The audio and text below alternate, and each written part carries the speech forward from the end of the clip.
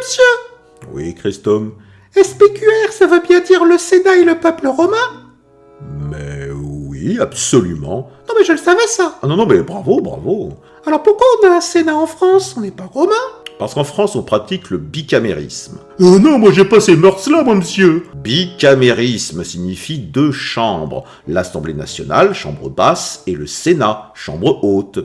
Mais ils servent à rien, vos sénateurs, si on a déjà l'Assemblée nationale. Et puis ça ne nous concerne pas, hein. Ils sont à Paris de toute façon. Bon, très bien, vous savez quoi? Écrivez-moi vos questions sur le travail des sénateurs, j'irai voir une sénatrice et je lui donnerai. Mais monsieur, vous n'aurez jamais une sénatrice en face de vous. Combien tu paries?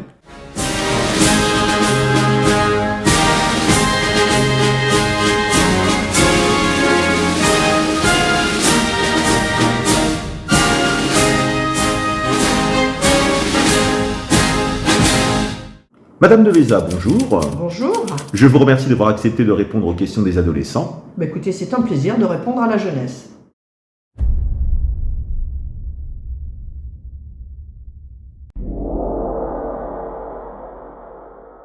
Qu'est-ce que je voulais faire effectivement au collège? Alors directement, je vous dirais que je voulais être sage-femme.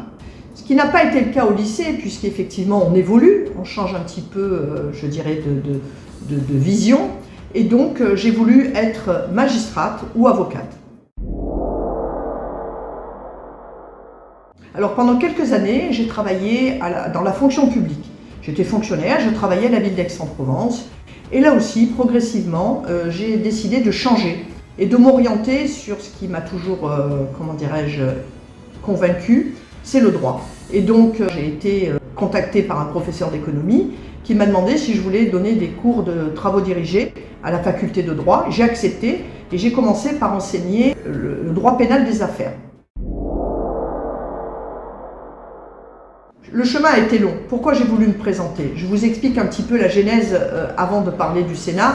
C'est que pendant quelques années, j'ai écouté et vu comment fonctionnait, je dirais, la politique sur Aix, sur mon territoire. Et j'ai voulu être acteur et non plus spectateur de ce qui se passait. Donc qu'est-ce que ça veut dire être acteur? C'est-à-dire qu'il faut commencer un petit peu à ouvrir des portes qui se ferment parfois, mais c'est aussi d'aller chercher l'information et de voir un petit peu comment ça se passe. Et progressivement, avec le temps, avec les années, je me suis fait connaître et puis donc j'ai été élue comme adjointe, après comme vice-présidente du conseil départemental, et puis politiquement, au bout de quelques temps, les chefs des partis m'ont sollicité pour être présente sur la liste des sénatoriales en 2020.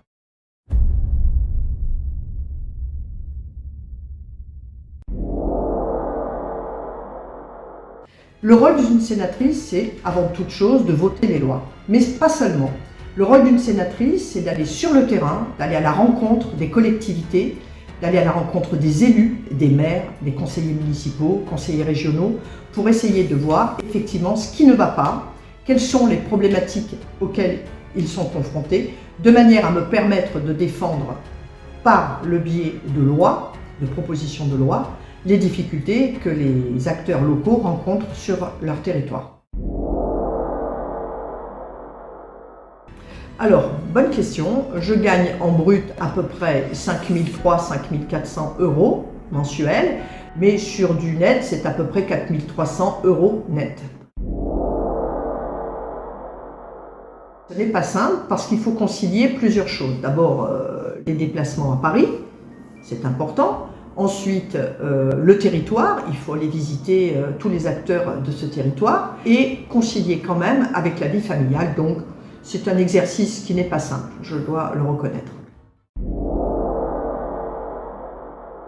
Alors, celle qui me tient le plus à cœur, c'est les violences faites aux femmes, évidemment, et évidemment, par nature, aux enfants. Puisqu'on le sait très bien aujourd'hui, dans les familles, quand il y a de la violence sur des femmes, forcément, les enfants sont directement impactés. Et je crois que ça, c'est un dossier qui me tient vraiment à cœur. C'est d'ailleurs pourquoi je fais partie de la commission des affaires sociales, où on a très souvent des sujets sur la protection, en tout cas, de l'enfance.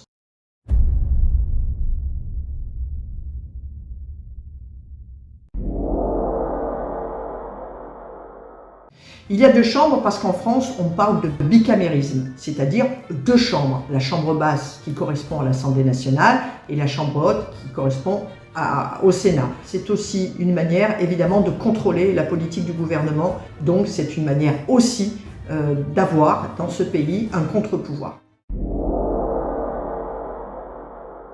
Je vais parler du député. Le député est élu pour 5 ans, au suffrage universel direct, c'est-à-dire par les citoyens de sa circonscription. En revanche, le sénateur est élu pour 6 ans par les grands électeurs. Qui sont les grands électeurs? Ce sont les maires, les conseillers municipaux, les conseillers régionaux, tous les élus d'un département et non pas d'une circonscription. Absolument, absolument, je travaille régulièrement, sur mon territoire en tout cas. Je vais à la rencontre de certains députés en fonction des dossiers qui sont les miens. Par exemple, si j'ai un problème de transport, je vais rechercher le député sur mon territoire qui est en charge des transports à l'Assemblée nationale pour essayer de voir avec lui comment, d'abord pour voir sa vision des choses et puis surtout travailler ensemble pour améliorer le quotidien évidemment. Et puis on travaille évidemment avec les ministres et les ministères où on essaie régulièrement de les interpeller pour justement résoudre en tous les cas pour qu'ils nous entendent puisque nous devons faire remonter les voix de nos élus. Y a-t-il une question que vous auriez aimé qu'on vous pose? Oui, le courage politique. C'est quoi le courage politique? Eh bien, pour moi, le courage politique, c'est d'être toujours droit dans ses bottes et ne pas se laisser tenter par quelques sirènes extérieures qui pourraient vous amener à voter ou en tous les cas à décider de sujets sur lesquels vous n'êtes pas forcément en accord. Donc, le courage politique, c'est savoir dire non ou oui à un moment précis. Eh bien, merci Madame la sénatrice. C'est moi qui vous remercie pour cette interview.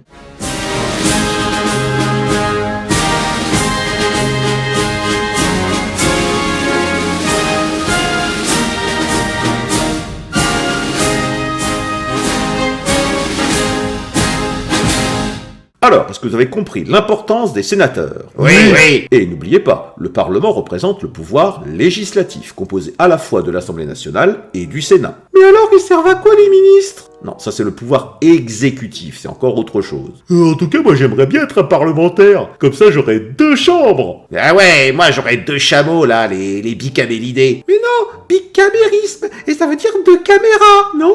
Eh bien, pour comprendre, on dirait qu'ils vont à train de sénateurs.